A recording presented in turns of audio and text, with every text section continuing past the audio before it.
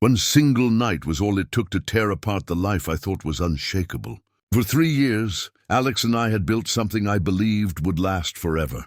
Quiet mornings with coffee, late-night drives when the city was asleep, whispered promises under dim lights. He wasn't flashy or dramatic, but his love was steady, grounding, the kind that felt like home. And yet, one choice, one reckless decision I told myself was harmless, shattered it all. I spent the night wrapped in someone else's arms, chasing a spark I thought I needed. But when I returned home the next day, everything I had vanished like it had never existed. The silence that greeted me wasn't ordinary silence. It was final. And the note waiting for me on the table still haunts me to this day. Alex and I met in the most ordinary way possible, at a small bookstore tucked between a coffee shop and a flower stall. I was reaching for a copy of a classic novel, and he quietly handed it down from the top shelf before I could even ask. It wasn't a love-at-first-sight moment, not the kind you see in movies, but it was something gentle, a warmth that lingered long after we exchanged our first awkward smiles. Over the next few weeks, our paths kept crossing. He wasn't the loudest voice in the room, nor the kind of man who turned heads when he walked in, but he carried a steadiness that pulled me in. Alex loved the simple things. Early mornings, black coffee, a good book, the way autumn leaves crunched under our shoes during walks. Where others rushed through life, he noticed the details. Our relationship grew slowly, like roots digging deeper into the earth. He showed his love, not with grand gestures, but through small, thoughtful acts. He'd fix the wobbly chair in the kitchen before I even realized it was broken. He'd text me reminders to eat lunch on days he knew I was swamped with work. On rainy evenings, he'd drape his old hoodie over my shoulders, smiling when I pretended to hate how oversized it looked. He wasn't the type to say, "I love you," 100 times a day, but every little thing he did was a quiet declaration. And in those early years, that was more than enough for me. Our apartment became a reflection of us. His books stacked neatly on one side of the shelf, my scattered notebooks on the other. His favorite mug, with a chipped handle, always sitting by the sink. My half-finished sketches taped carelessly to the fridge. It wasn't perfect, but it felt real, stable, dependable. My friends often told me how lucky I was to have someone like Alex, and I believed them. He was the anchor I never knew I needed. But somewhere along the way, I stopped noticing the weight of his love. The very stability that once made me feel safe began to feel predictable, routine, almost invisible. I told myself I wanted excitement, something more vibrant, more thrilling. I didn't realize then that the very thing I was craving was the same thing that would end up destroying us. It began so quietly, I almost didn't notice. At first, it was just a whisper in the back of my mind, the sense that life had become too predictable. Wake up, share coffee with Alex, go to work, come home, dinner, sleep, repeat. Our days blurred into each other like pages of a book, with the same words printed again and again. Stability, once my greatest comfort, began to feel like a cage I couldn't see, but always felt pressing in. Then Daniel appeared. He wasn't extraordinary either, but he carried himself differently. Confident, playful, the type who could make a crowded room feel like a private stage. He worked in the same office, always quick with a joke during meetings, always knowing how to draw a laugh from everyone around him. Where Alex's love was steady, Daniel's attention felt electric, unpredictable. It started harmlessly. Casual banter near the coffee machine, a playful tease about how I always stayed late to finish reports. But each small interaction pulled me in, gave me the thrill I thought I was missing. He noticed things Alex no longer commented on.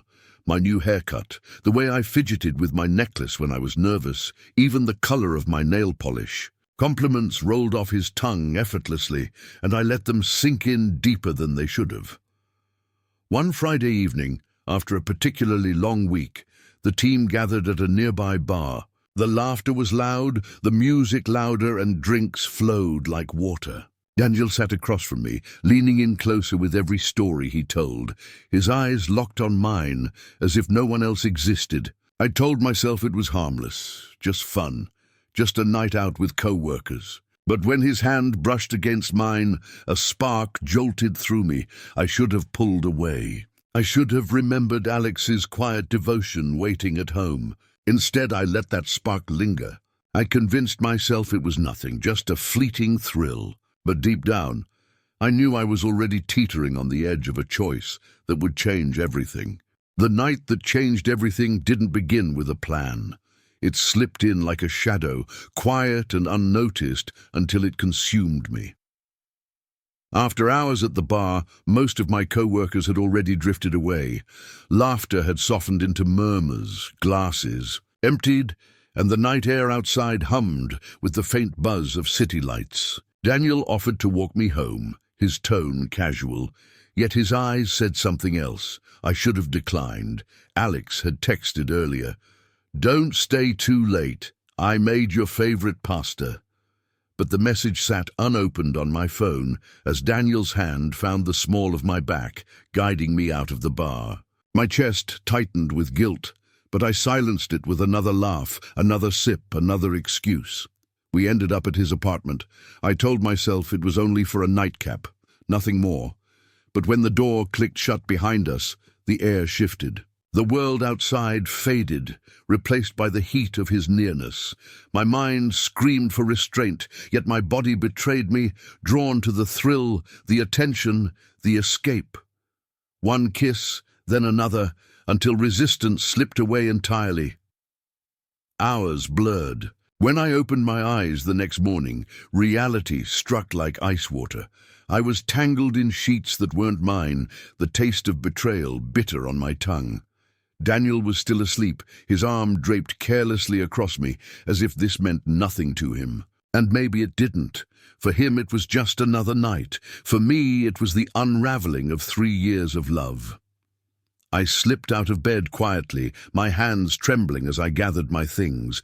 Every step toward the door felt heavier, my heart pounding with shame. I told myself Alex didn't need to know. If I buried this mistake deep enough, maybe it would vanish, maybe life would return to normal. But as I stood on the curb outside Daniel's building, sunlight spilling across the pavement, I felt something inside me break. The spark I had chased, the thrill I thought I wanted, already felt hollow, meaningless. All I wanted was to go home, to see Alex, to feel the safety of his steadiness again. What I didn't know was that by the time I reached our apartment, the damage was already done, and Alex had already made his choice. The walk back to our apartment felt endless, every step dragging heavier than the last. I rehearsed excuses in my head, flimsy words I could throw over the truth like a blanket. I stayed late with co-workers. I crashed at a friend's place. I lost track of time.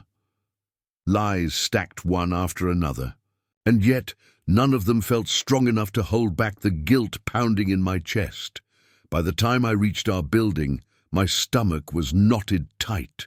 Usually, when I walked down that hallway, a soft glow spilled from the crack beneath our door, the smell of Alex's cooking drifting out to meet me. Tonight, nothing. Just darkness and silence. I pushed the key into the lock, trying to steady my hands. "It's fine," I whispered to myself. "He's probably out or maybe asleep." But the moment the door creaked open, a coldness greeted me, a stillness so heavy it pressed against my skin. The living room was wrong, too neat, too empty. My eyes darted around, searching for the small, familiar details that always filled the space.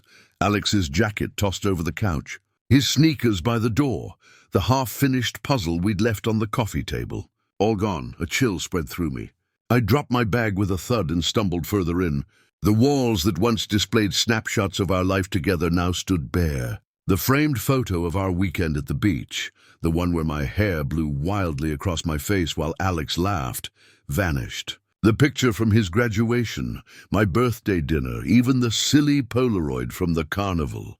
Every trace of him was missing. I rushed to the bedroom, yanking open the closet. Empty hangers clinked together like mocking chimes. His neatly folded shirts, his faded jeans, the hoodie I always stole on chilly nights, they were all gone. I pulled open drawer after drawer, desperate, frantic, but each one revealed nothing but hollow space. Even the small things were missing. His toothbrush, his cologne, the book he'd been halfway through, resting on his nightstand just yesterday. And then I saw it, the bed neatly made, as if he had erased his existence from this space with careful precision. My throat tightened. "Alex?" My voice cracked as it echoed through the empty rooms. But there was no answer, only silence, thick and suffocating. I staggered back into the living room, my heart hammering. And that's when I saw it. On the dining table where his keys usually rested, a single folded note sat waiting. My hands trembled as I reached for it, dread coiling in my stomach. I didn't want to know what it said, but I had no choice. The paper felt heavier than it should have, as though it carried the weight of everything I'd destroyed. With shaking fingers, I unfolded it, and there, in Alex's steady handwriting, was the truth I feared most. My vision blurred before I even read the first line, tears threatening to spill as the letters swam on the page. Alex's handwriting was firm, steady, unshaken, even in the moment he chose to let me go. The note was short. Too short for the years we'd spent together, too short for the love I thought we had, too short for the home we had built. You made your choice that night. I'm choosing my path forward. Farewell, that was it. No anger, no pleading, no messy paragraphs of emotion. Just a simple final statement that cut deeper than any outburst ever could. My knees buckled beneath me.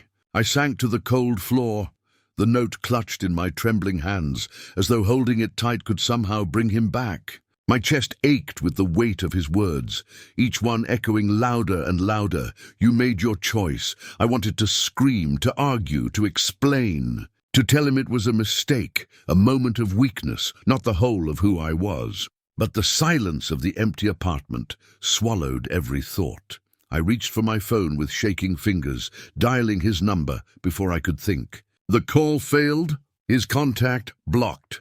That single folded note wasn't just a goodbye. It was the closing of a door, one I would never open again. I sat frozen on the floor, the note still clenched in my hands, as if holding it tight could undo what it meant. My chest heaved with uneven breaths, a storm of panic crashing through me. This couldn't be real.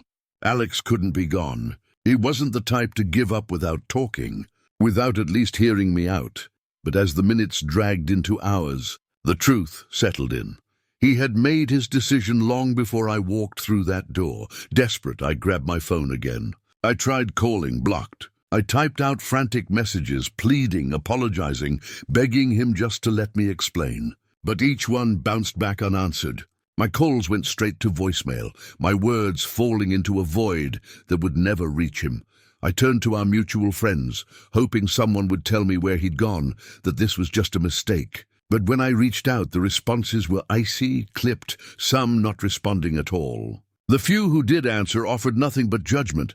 You know what you did. Others left my messages on read, as if my betrayal had severed not only my bond with Alex, but with everyone connected to us.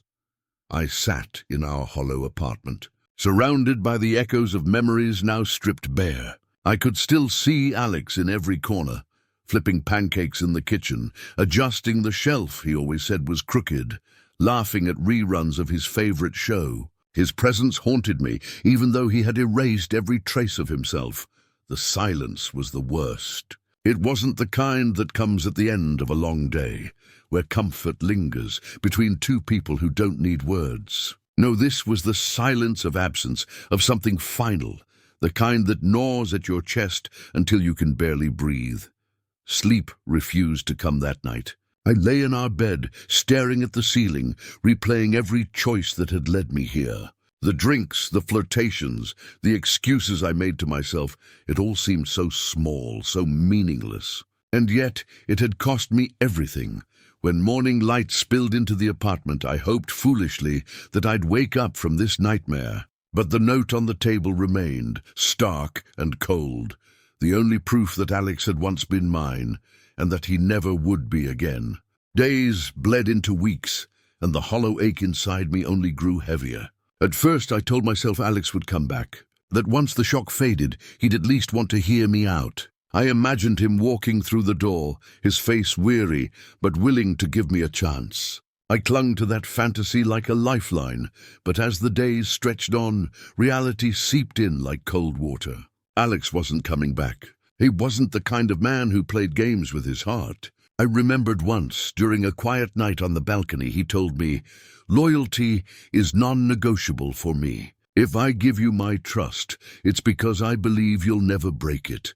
At the time, I had laughed, brushing it off, as if trust was something flexible, bendable, something that could be repaired. I never realized that for Alex, trust wasn't just part of love. It was the foundation of it. And I had shattered it. The betrayal wasn't just about the night with Daniel. It was about every choice leading up to it. Every time I convinced myself that excitement was more important than stability. Every moment I ignored the quiet strength of Alex's love. I thought I needed sparks, fireworks, something unpredictable. But when I chased those things, I discovered how empty they really were. The thrill fizzled in hours, but the consequences lingered like scars I couldn't escape. I replayed memories of Alex over and over, his laughter filling the kitchen, his gentle reminders to eat, the way he'd kiss the top of my head when I was too tired to speak. I had mistaken his consistency for boredom, when in truth it was love in its purest form. Now, the apartment felt like a museum of ghosts. Every corner whispered of what once was. Every night echoed with what I had lost. I longed for the stability I had thrown away, the safety I once called mundane. It took losing Alex to realize that the very thing I craved all along was already in front of me. But by the time I understood, it was too late. He had walked away without looking back, carrying with him the love I thought would last forever. And I was left with nothing but regret, a regret so heavy it still keeps me awake at night, replaying one choice, one night, that destroyed everything. Months have passed. Yet Alex's words still echo in my mind. You made your choice that night. I'm choosing my path forward. I see them every time I close my eyes, etched into my memory deeper than any scar. I thought love was about forgiveness, about weathering storms together. But I learned too late that sometimes a single act of betrayal is enough to burn a bridge forever. I often wonder where Alex is now. If he's found peace, if he's building a new life, far from the shadows of what I did. I hope he has. He deserves the kind of love I failed to give him. And me, I'm left with silence, with regret, with a lesson carved into my soul. If you were in my place, what would you have done? Would you risk it all for one fleeting thrill?